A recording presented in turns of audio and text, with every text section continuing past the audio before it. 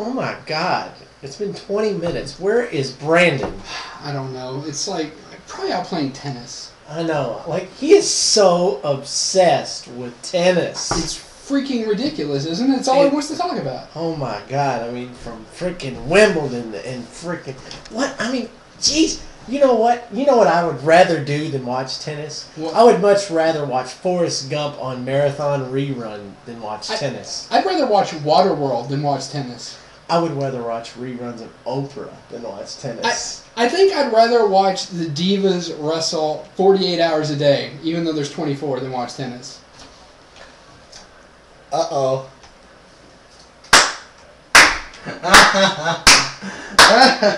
What? I mean, he's here, I guess. He is here. You boy are so clever. We're so clever. We knew you'd be a good sport about it. We knew you would. Yeah, we knew you would appreciate it. My two friends, the Doctor, Love Jones. See, he's having a good time. He's okay with it.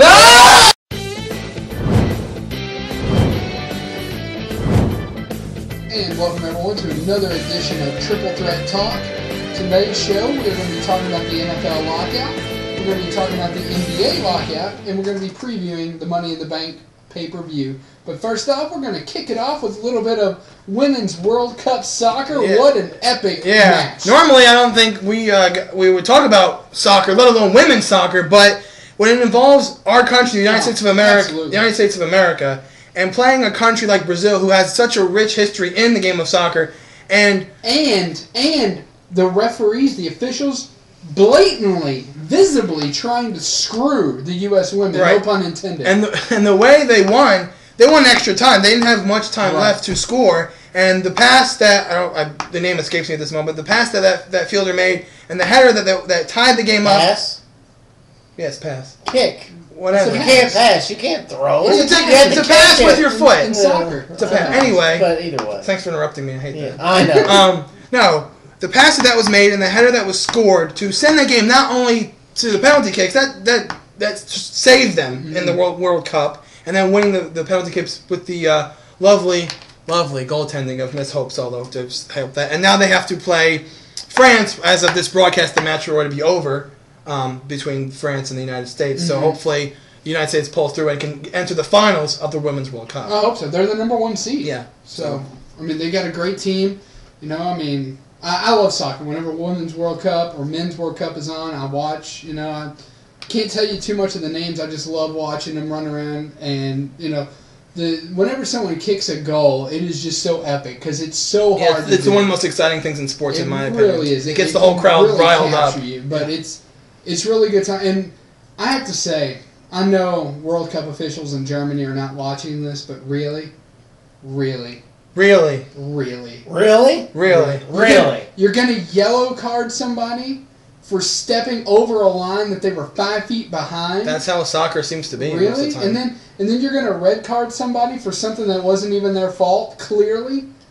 Seriously? Clearly? Officiating in all sports this year in particular has been terrible. Well, you have to expect that in sports all the time. No one's perfect. That's obvious. But it seems like not just in soccer, but in every sport that's out there, there's always some controversial call where you're like, you know, what were you thinking? The thing I'm thinking of at the moment, because the All-Star game is currently on, that perfect game that guy had for Colorado. Oh, absolutely. Perfect game. He says no, it was safe, and he doesn't get it. And obviously the umpire overturned and said, it was my mistake, it was a wrong call, and he doesn't get the perfect game anyway. So how about the other day, for like the 5th time this season, we have a 3-ball walk. Yeah. It's happened like almost 5 times this year. The batters, where they've issued a walk on the 3rd ball. He doesn't get 4 balls; it's 3 balls. I mean, bear in mind, the ball player should be paying attention at what the count is. He should know if it's a ball strike. But bear in mind, it is first and foremost the umpire's job to know how many balls there are, how many strikes there are.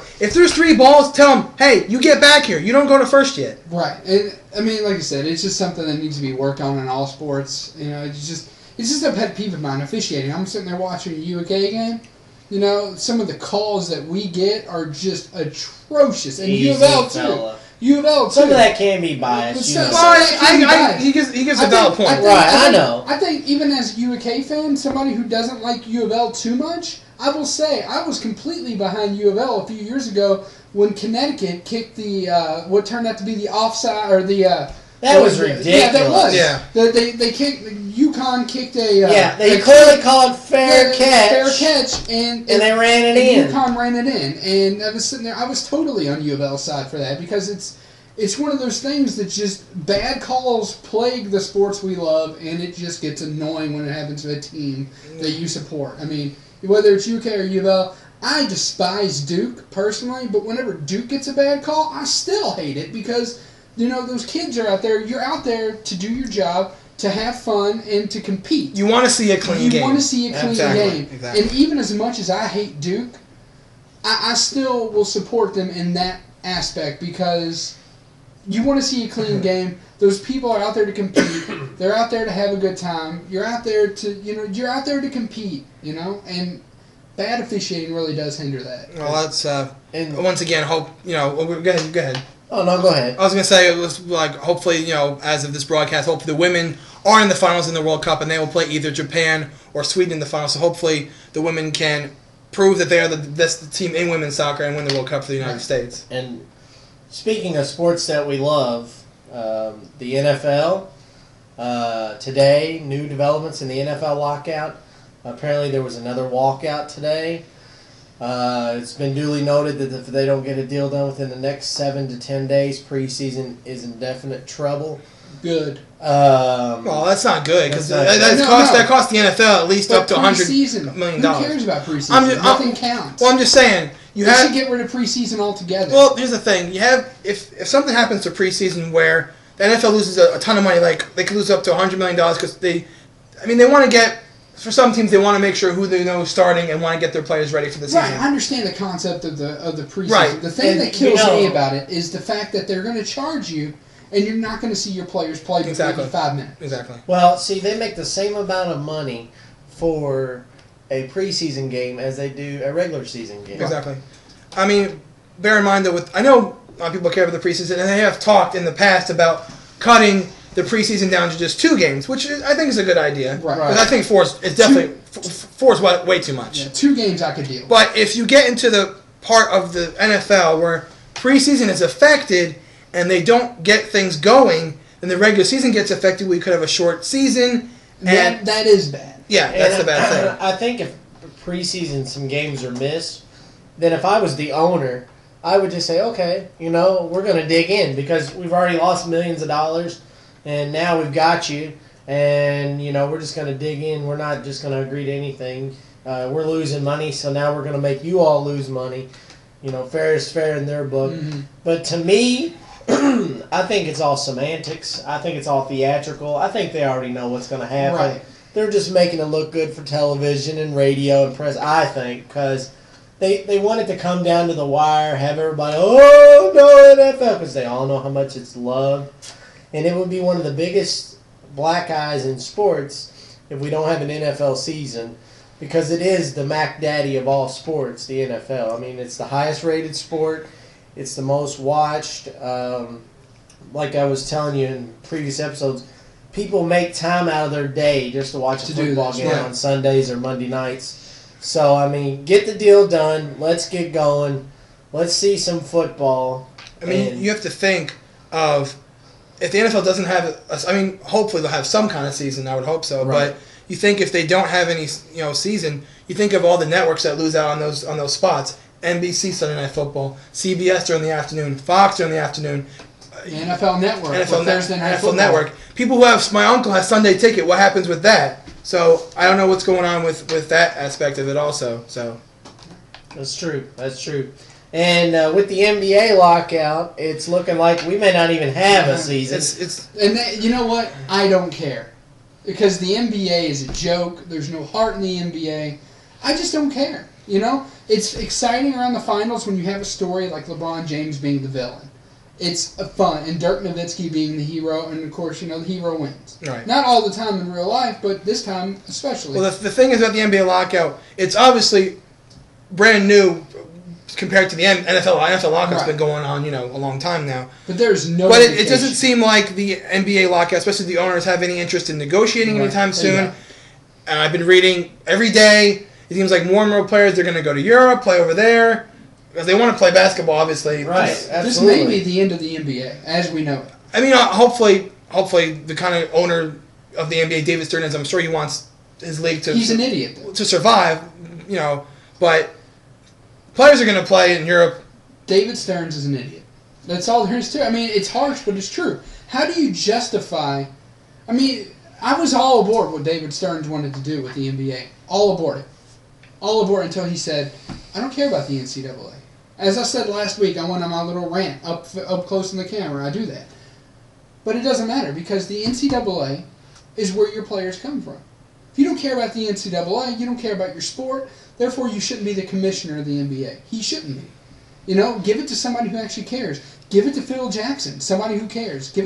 Hell, Doc Rivers, I'm sure he'd take a huge paycheck, as an upgrade from Boston Celtics coach. But you have to think, if these players go to Europe and somehow the NBA does happen, those players will lose out on tens of millions of dollars they won't get in guaranteed money. Because I don't see why these players that are making millions and millions of dollars are going to go play in Europe. It's like, I'm going to go somewhere else. I'm going to go play in Europe for this money. You're guaranteed money in the NBA. You have a guaranteed contract. Why risk that? You don't have a guarantee. If you don't work, you're not going to get your money. I don't care who you are. Right, LeBron absolutely. James is not going to get a paycheck next year Yeah. if they have this. Doesn't matter who you are. Dirk Nowitzki, I don't care who you are. If you're Kobe Bryant, Dirk Nowitzki, LeBron James, Dwayne Wade, Chris Bosh, guess what? Those guys aren't getting any money Right. next year at all, True. unless it's from sponsorship deals. That's the only thing. The thing I have to think of is, obviously, not every player is going to go jump ship and go to Europe. So what does that mean for other players They're in the not NBA? NBA players Right. right now. As of right now, there is no NBA, and I'll tell you what this means in retrospect too. This means that people can be hired by other colleges to help play against their sports. Like, for example, Coach Calipari with the University of Kentucky is strongly considering bringing back Eric Bledsoe and John Wall as graduate assistant coaches, which is legal now that they're not technically NBA players. And Coach Pitino is thinking about doing the same thing with Francisco Garcia. It's just some of these things that, there is no NBA, therefore the NCAA cannot technically violate any rules right now. And one thing with the NBA that's different from the NFL, with the NFL, you can't just go and jump and play in like the AFL or Right. the CFL. Football League. Yeah. But with the NBA, these guys can actually go play in a different league, but they do have to have permission from the, I think it's FIBA. Is that correct? Yes. Yeah, FIBA. They do have to have permission from the International Basketball Association. Right. But they can, in fact, go to another organization or overseas to play professional basketball. With that, we have another professional sport kind of on the docket. Yeah, Tonight is currently the going on right now. Summer Classic, the All-Star game between the National League and the American League. And recently, it's been a couple of years since they've established this rule, but the winning team gets home field advantage in the World Series, which Right. I think is a big I advantage. think I that's a good. hate that rule. I think it's a good idea. I think What's the purpose of the well, I think All-Star game I think the without reason something they like that? did it is because before that point, the All-Star game was meaningless. It was. It It meant really was. nothing. Okay, I agree. I agree with It's you true. there. But how can you let a game that is meaningless? Let's just take your point right here.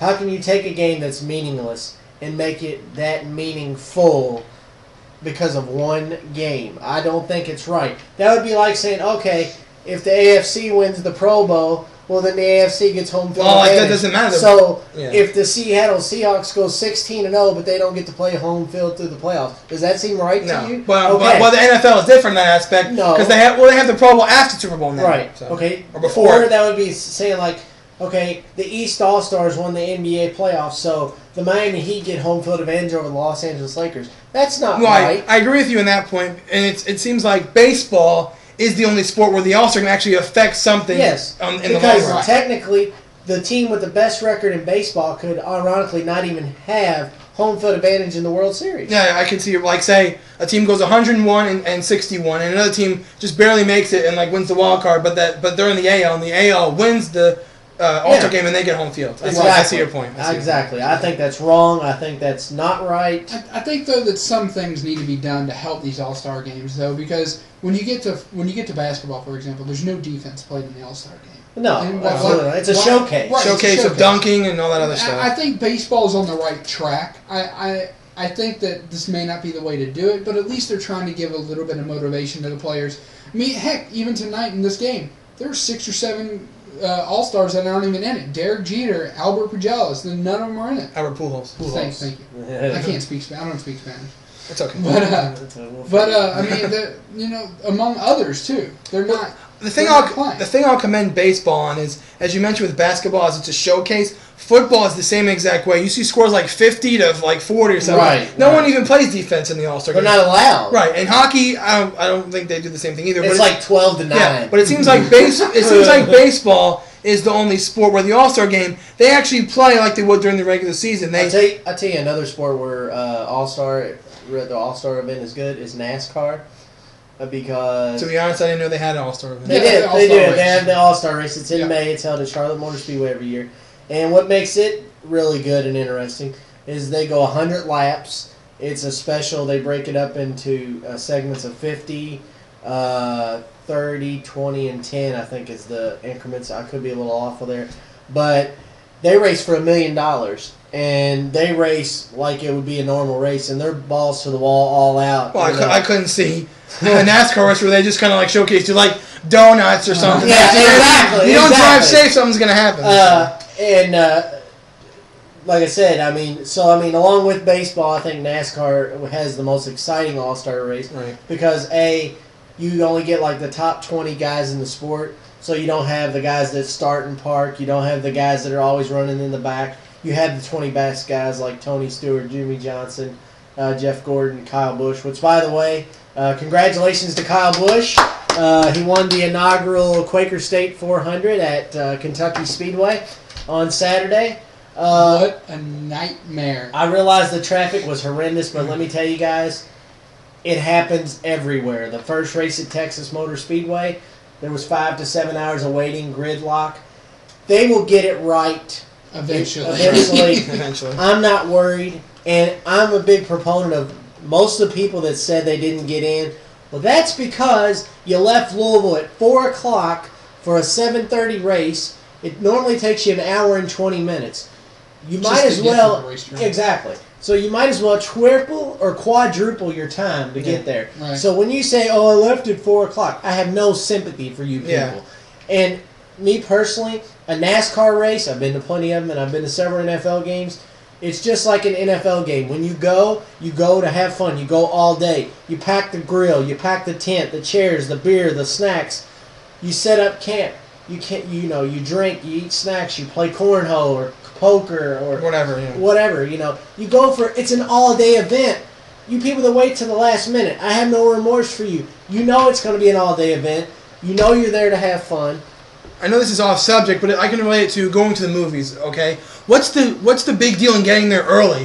What's the big deal? Like that. What I'm just saying is I can relate to what you're talking about. You watch the previews. I'm just saying I can relate to your subjects of NASCAR and NFL. What's the big deal of getting there early? Who cares? You just chill out and hang with people and talk to people about the race or the game or what have you. Exactly. If you get there late, obviously you're going to miss something, and you might. I remember reading something where someone went to the NASCAR race, they left late, and they missed almost half the race. Right. What's the big deal of getting there early?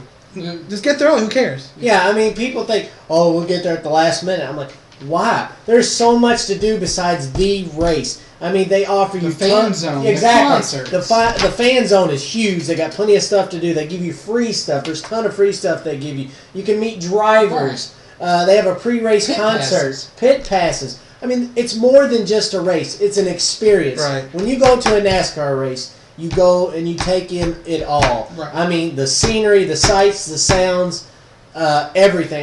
Every driver just about has their own merchandise trailer. So there's wall-to-wall shopping. If you want to pick up some swag from Tony Stewart's shop, walk 3 haulers down and pick up something from Dale Earnhardt Jr., walk over here to Kyle Busch or Carl Edwards. So I applaud Kentucky Speedway for finally getting us a NASCAR race in the state, and I look forward to see the improvements that are made to fix the problems that they had.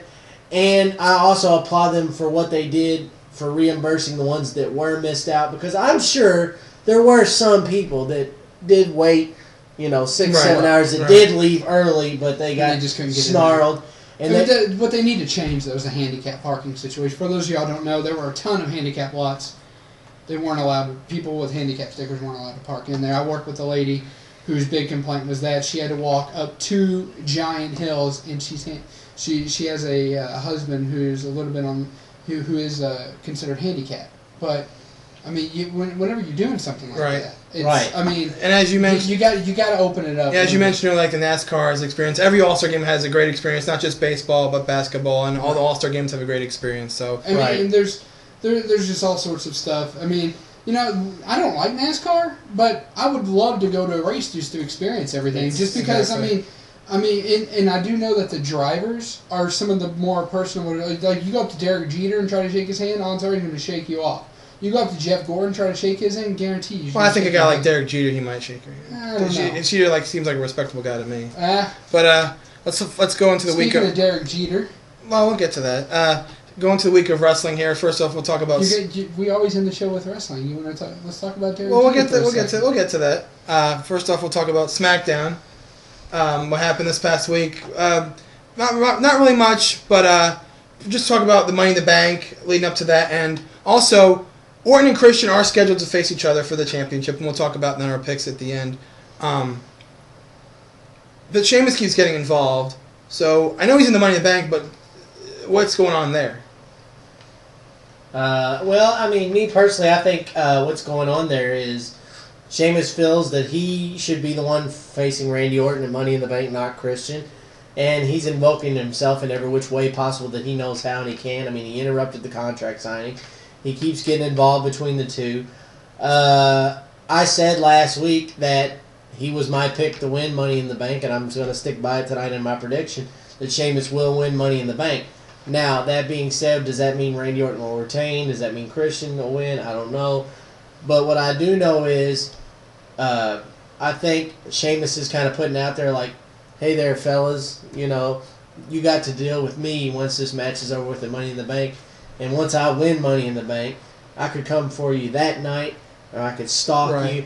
And I think he's just letting them know that, hey, I'm here, I'm not going anywhere, and you got to look out for me, Yeah, it seems like this past week on SmackDown was just leading the way to Money in the Bank. And obviously this upcoming Friday, which we'll discuss on next week's show, there'll be a lot more stuff leading into Money in the Bank, really heating it up, because that's the last show they get before the pay-per-view. Absolutely. And I think that, like, when you're doing stuff like this, you get all sorts of things that can come in. I think, I'm not going to go as far to say it's going to happen, but I think there's a good shot that this Money in the Bank, both briefcases could be turned in the same night. Yeah, it's true. I think there's a good shot. It's never happened. But the more controversial show of the two, Monday Night Raw, and here's the thing. I was telling them before the show, if anyone sends us an email or a comment or our Facebook thing about TNA, it's like, why don't you talk about TNA? Here's the thing, okay?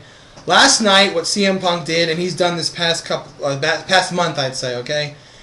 And there's no way, absolutely no way, TNA can replicate what CM Punk does. Not a chance. CM Punk, in my opinion, and if you agree with me, that's great. If you don't, whatever.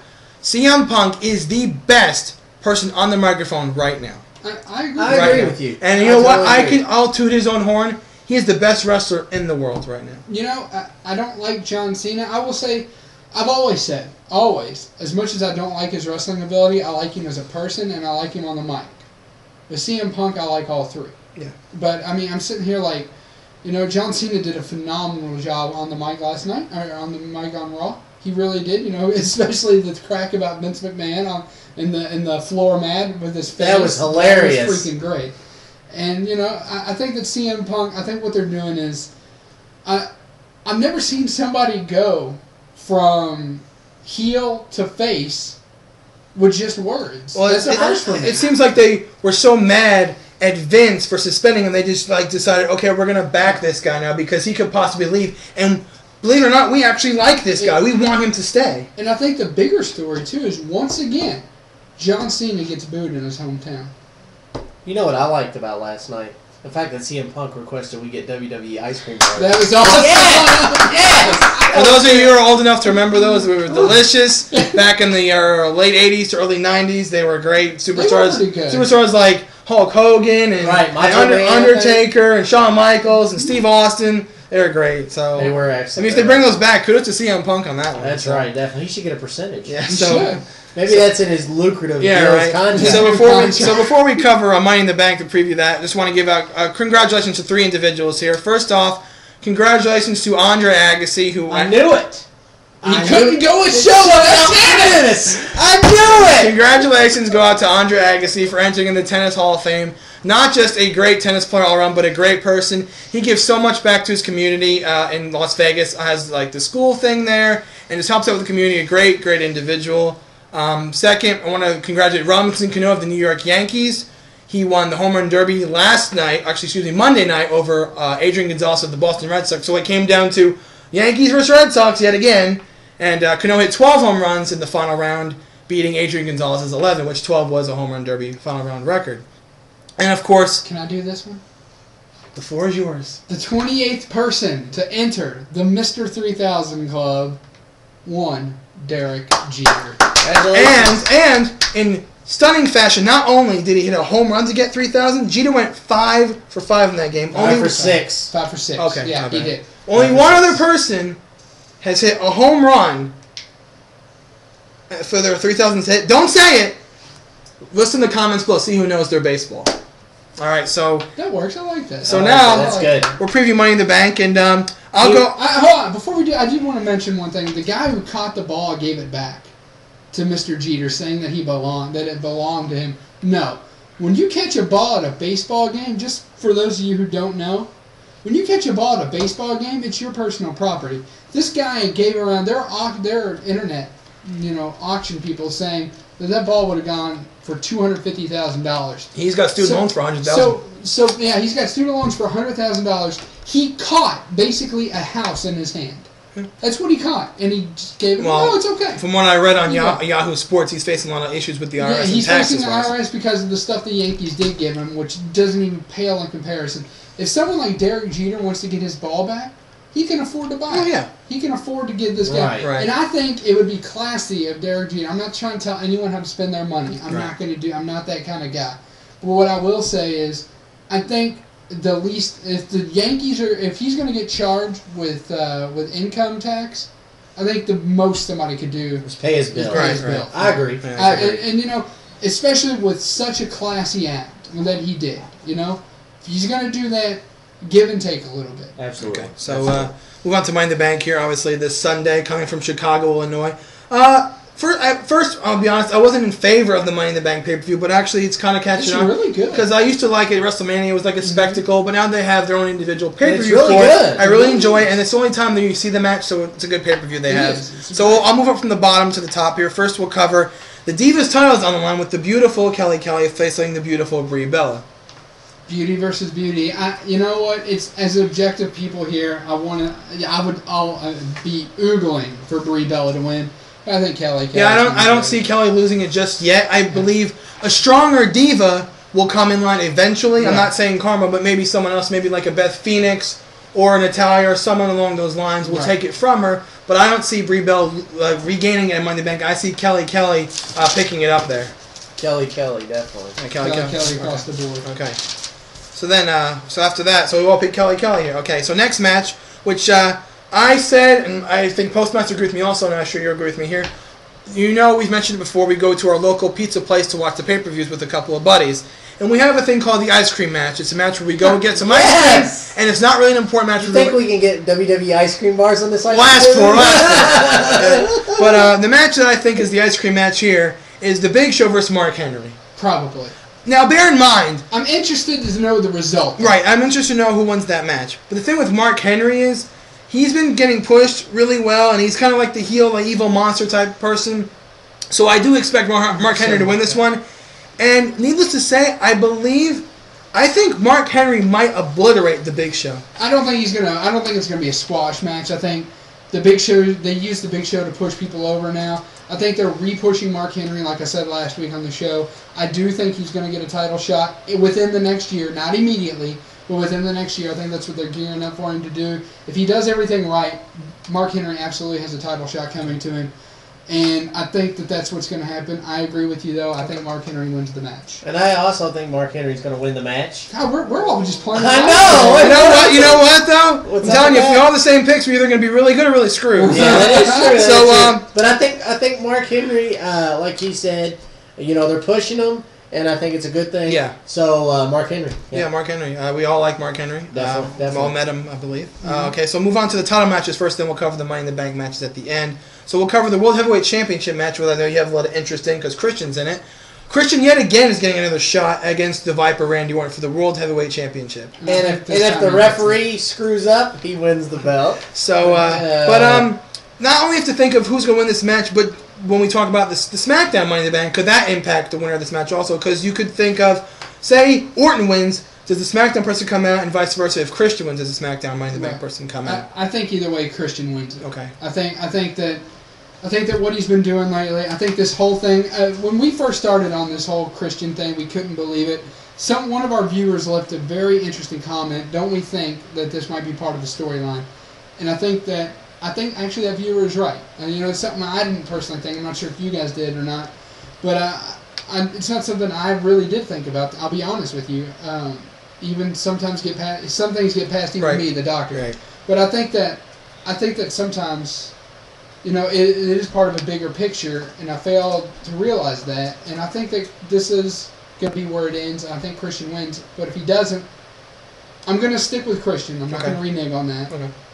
If in the event he doesn't win, though, he does go to the back of the line. We said that last time. He's had way too many shots. Way too many shots. I'm going to agree with you to an extent. I say Christian wins, but unfortunately they're going to screw him again. I say Christian wins, and I'll make my pick for the SmackDown Money in the Bank here in a little bit. But I'm telling you, the winner of the SmackDown Money in the Bank is going to cash in on Christian and win it. He's going to get screwed again, just like he did after he won the title the first time. Well, see, if he does that, he holds the title, so he has his rematch. Right, he holds the title, but he has his rematch close. So I say maybe he'll invoke it at the next pay-per-view, maybe SummerSlam, or invoke it on SmackDown. But I say Christian wins, but he loses it to the Money in the Bank person. That's fair enough. I think Christian's going to win. I mean, he's my guy. I've been with him. Right there. He's been my guy this whole time. I'm not going to go against him. Like I said, I kind of agree with what he said in a way. Although I don't think it's going to happen with the SmackDown title. I think it's going to happen with the Raw title. Right. So moving on to CM Punk versus John Cena for the WWE Championship. WWE title. And then this match, if you all miss it, I feel sorry for you. And I'm going to throw a shout out to my good friend Mike. He's actually going. He's from Chicago, so I commend him on going. Good. Have fun, man. It's going to be an amazing pay-per-view, especially with the raucous crowd there in Chicago, Illinois. 110% will be behind Punk, and nobody, I highly doubt, will be behind John Cena. I guarantee you'll hear a roar of boos come Sunday. I think there's going to be the cheers from the little 3-year-olds that go to wrestling, but overall I think you're going to not hear 100% boos. I'm going to say 90% of the crowd is going to be behind Punk, 10% is going to be behind I'm going to call out 3 chants right here. CM Punk chant for 1, Cena sucks for 2, and I'm calling out we want ice cream for 3. And actually, I'm going to even say at one point during the night, we want Ryder is going to be a chant. I think it might even go as far that it may go a little further than Cena sucks. It may go, you know what? Yeah, if you don't know what to talk about, watch John Cena versus RVD One Night Stand. You know exactly what we're talking about. If Cena wins, we riot. There's other stuff in there too. So we all agree here that CM Punk's going to win. Yes, right. Definitely. And I think what Postmaster said in the last show, CM Punk cashes in, or the winner of the Raw Money in the Bank will cash in to take it from CM Punk. I agree with that one. So. Okay, so we'll go to the SmackDown Money in the Bank first. You have 2 picks each. Let me read my list here. This is one. There's 8 people. 8 people. We could strike out on this one. Okay. So the 8 people in the SmackDown Money in the Bank are Justin Gabriel, Sheamus, Heath Slater, Cody Rhodes, Kane, Sin Cara, Daniel Bryan, and Wade Barrett. Last week I said Wade Barrett and Kane. I'm going to change it a little bit. Okay. After a little bit of, seeing SmackDown gave us. I'm going to stick with Wade. Okay. Sticking with Wade, and I'm going to actually change it to your guy Sheamus. I'm going to say Wade and Sheamus are my 2 picks. Okay. I'm going to stick with Sheamus on 1 pick. I think, especially since seeing SmackDown, Sheamus has gotten involved in the main event scene for the past 2 SmackDowns, past 2 weeks.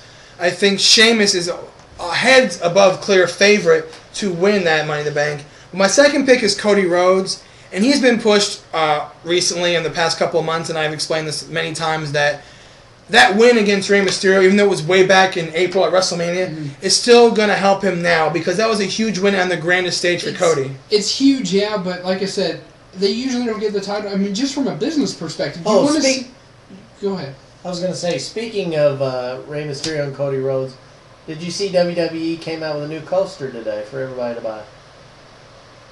What was that? The Rey Mysterio DVD. A coaster. Yeah. Yes. He was pulling a joke there. Well, I'm not going to lie. I'll talk to that DVD for just 1 second. There's actually probably some really good matches on there. Rey Mysterio in WCW, when he first entered in WWE. So there's probably some good matches to check out on that. I'm not trying to be rude, but I don't really care about the story, but I just want to see the really good matches because when he was in WCW, having great matches with Eddie Guerrero, and when he was in SmackDown with the Cruiserweight division, those were some great matches as well. So, but I know it's boring. I'm sorry. What was I at? I'm sleeping. I can't remember. We're talking about SmackDown with Sheamus and Cody Rhodes. Oh yeah, I was gonna say even from a business standpoint, I don't want to see somebody get a big title, until they've held a middle card title. Right, I agree with you. And I think that's why. I mean, you're entitled to your opinion. I'm just throwing out a counter argument. I just don't think Cody Rhodes wins. Right.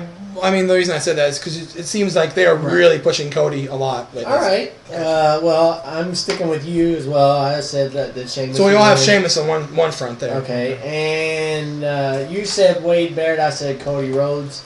I'm going to have to agree with the doctor. I said Cody Rhodes. Yeah, thank you. Sorry about that. I'm going to agree with the doctor here. I think Wade Barrett, he had his Intercontinental title, which is kind of the next step towards a world title shot or a world title, in fact. So I'm going to agree with the doctor here. I think Wade Barrett, he's paid his dues. He's done his time. He's earned his shot. And I wouldn't be a bit surprised if the Mr. Barrett there picks up the victory in Money in the Bank. All right, then. And then the final one is the Raw Money in the Bank. And actually, this one, there's a lot of people that could potentially win here. You have Alberto Del Rio, R-Truth, Jack Swagger, The Miz, Evan Bourne, Rey Mysterio. Who?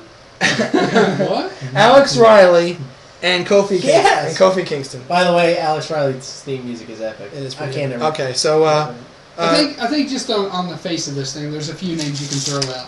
I think you can throw out, and I'll tell you why. I know we're running a little bit long, but it's a show before a pay-per-view. Right. So, I think a few of the names you can definitely rule out. Where the heck did you write them down at? That's why I was reading. Evan Bourne. Evan Bourne. You Evan can Bourne. throw out Evan Bourne. But bear in mind. You can throw out at Alex Riley. But I'm going to say one thing about Evan Bourne. Even though he won't win, I actually am looking forward to most of the match because of the athletic skill he possesses in that ring, and this match is 100% perfect for him. He'll see a lot of spots from him. You're going to see. So I'm glad he's in the match, but he's not going to win. You can throw out Bourne, Riley, and Mysterio because lately, I mean, Mysterio has the capability. He's on the way down. Yeah, he's on the way down. Riley's too new. Right. And I think that your logical winners for this, I'm going to shock you guys with one of my picks. Okay. To me, actually, you can even throw out Alberto Del Rio because he won the triple threat match to become the #1 contender. Okay. So I'm a huge Alberto Del Rio supporter. I'm not even going to pick him to win this match because of that reason. Okay. That might come back to bite me in the butt, but at least you can hear my reasoning on that. He won the triple threat match last week. I think he gets the automatic shot at the next pay-per-view, which I think is SummerSlam. You're correct. And I think he'll be in the main event facing whoever at SummerSlam. So that's why I think he's not going to win. Okay. So to me, that's 4 throwouts in the Raw one. Okay. So with that being said, my 2 picks are R-Truth and Kofi Kingston. Because Kofi Kingston just had the U.S. title, and the last couple weeks, especially on this show, we've been saying the person with the mid-card title usually gets a shot at the title very shortly. This would ensure Kofi Kingston gets that shot whenever he wants. Okay. And I think that those are my 2 picks. All right, I'm going to go with the first pick I have, and I think this person's going to win, is Alberto Del Rio, and I'll tell you why. I was telling him before the show, and I've just thought this through. Here's what I think is going to happen. We all picked CM Punk to win the title over John Cena. That's we all picked that. I say Del Rio wins. He cashes in on Punk, takes it from him, so CM Punk does not leave with the belt. Mm-hmm. That way, Del Rio is champion. He'll face John Cena I mean, John Cena be fired, but they'll probably fix that because they always do. No. He won't be fired because Vince said he had to leave. He has to leave. Right. So I said Del Rio will face Cena at SummerSlam. That's my first pick. So Del Rio will be champion, kind of a switch there. What I said about the whole last week. Switch there, but Del Rio was champion against Cena. And actually my second pick might shock you. I'm going to go with The Miz. I can see that. I mean, I know The Miz is obviously a main eventer, but he just lost the title, and then you probably think, okay, he's lost to Alex Riley a couple of times, he's kind of on the way down. Right. But he won this match last year to become WWE champion. He's obviously got experience in this match. He knows what it takes to win the Money in the Bank, and he knows what it takes to be WWE champion. He's the only person in that match that was WWE champion, other than Jack Swagger, who was world champion. Right. So I think The Miz is definitely a good pick in that match as well. All right. I am going to go with Alberto Del Rio. Like he did win the triple threat match on Monday. But if you remember, they said the winner of this match faces John Cena at Money in the Bank. Right. So they were pretty specific about that. So with reinstating CM Punk and giving him his match back, does that in turn cancel that out? That's what we were thinking last week, because we said we thought there'd be a replacement for Del Rio. Right, absolutely. Right. So I think Alberto Del Rio is going to win. And I also think The Miz may win. That's my second pick. And the reason being, just for that reason, WWE has a history of repeat winners in Money in the Bank. I mean, CM Punk, for instance. Absolutely. And like you said, Miz has been there. He's won the title. He's won this match. He carries the title well. And he's even starting to get the fans a little bit. Really? I mean, exactly. For that reason, me and him were discussing before the show. He was talking about, Brandon was talking about how the really chant is catching on, and it might actually be taking the place of the what chant. Because, I mean, on Monday, he really had it going for a good while. Like, the fans were just like, really? Really? Really? It was a good exchange between The Miz and the fans.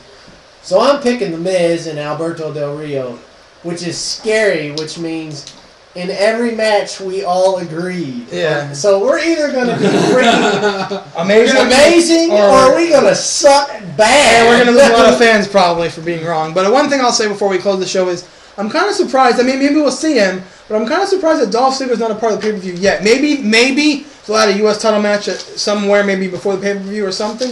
But it's kind of shocking to see Dolph Ziggler not in the pay-per-view since he is the mid-card champion. Leave us comments. Email us. We ran a little long this episode. We're going to try to stick to 30 minutes. There's just a lot to cover.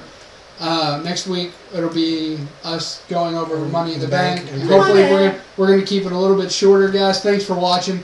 Same time next week, guys. Check us out on Facebook, the link below, and send us an email at triplethreattalk@yahoo.com. So for Big B, I'm Postmaster Jones and the Doctor.